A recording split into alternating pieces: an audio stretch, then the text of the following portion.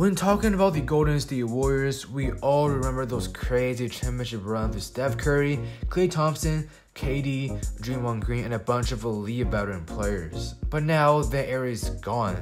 The Warriors lost the past 12 out of 16 games, and I don't know if you guys remembered, but they lost to the Raptors by 53 points. So now the situation is clear. The Warriors have a lot of holes that needs to be filled, but they don't have a lot of cap space to play with. This has been difficult for the Warriors where Klay Thompson is done and many other players are underperforming.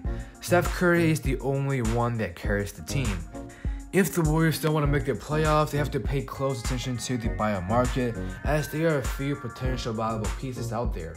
In today's video, we'll be talking about 3 potential buyout targets the Warriors should sign to make a playoff run. And with that being said, let's roll the intro. Hi. I'm on my match in the dark. I'm on my match in the dark. I'm on my match in the dark. I'm on my match in the dark. I'm on my match. Yo, what's up guys, Jason here back with another video. If it's your first time watching, I do multiple basketball videos on a weekly basis. So don't forget to leave a like, subscribe, and turn on the notification bell, and you'll be the first one if you're to more awesome videos just like this. So without wasting more time, let's get right into it. As of right now, one of the biggest needs for the Warriors is a 3-and-D player. And to me, Otto Porter Jr. might be the one. With his 6'8" height, he would be an ideal fit in Golden State. Before the trade deadline, Porter was included in a package from the Bulls with Magic in the Nikola Vucevic deal. Now, Porter is making about $28.5 million this year, but his production on the court simply doesn't match with that, which is one of the biggest reasons why I think the Magic will buy him out.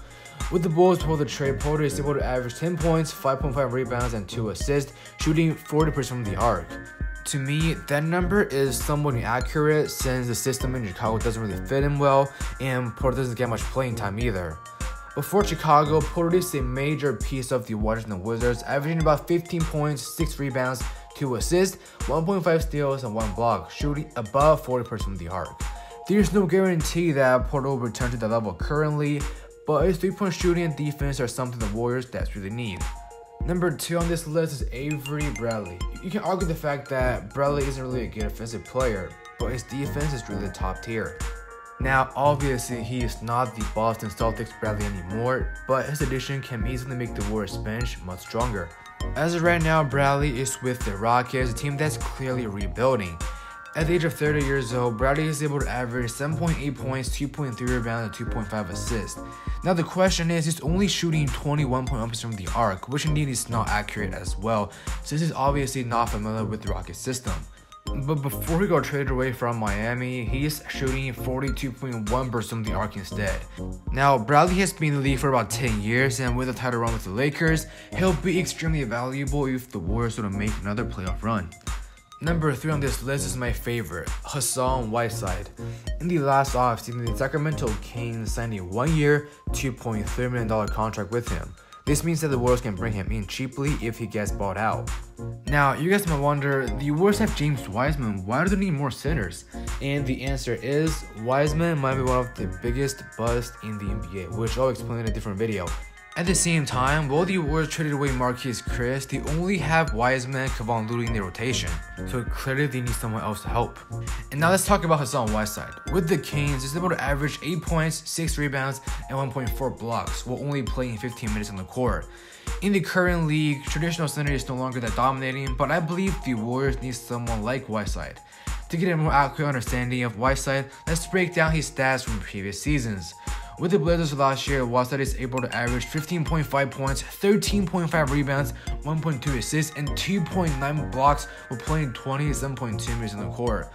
With the Heat, Whiteside is able to average 14.1 points, 11.9 rebounds, and 2.4 blocks while playing 30 minutes on the court. Now, it's lucky that the Warriors can bring him in with a veteran contract. Not only he'll be able to help the Warriors this year, Whiteside can act as a major part next season. When Klay Thompson returns, the Warriors have a starting five with Steph Curry, Klay Thompson, Andrew Wiggins, Draymond Green, Hassan Whiteside, or a better version of James Wiseman can easily bring this team to a deeper playoff run. Alright guys, so this wraps up the video. Comment down below the one free agent you want the Warriors to sign. And if you enjoyed the content, don't forget to leave a subscribe and follow me on social media with all the link in the description down below. Once again, thank you guys so much for watching this video, and I will see you guys in the next episode.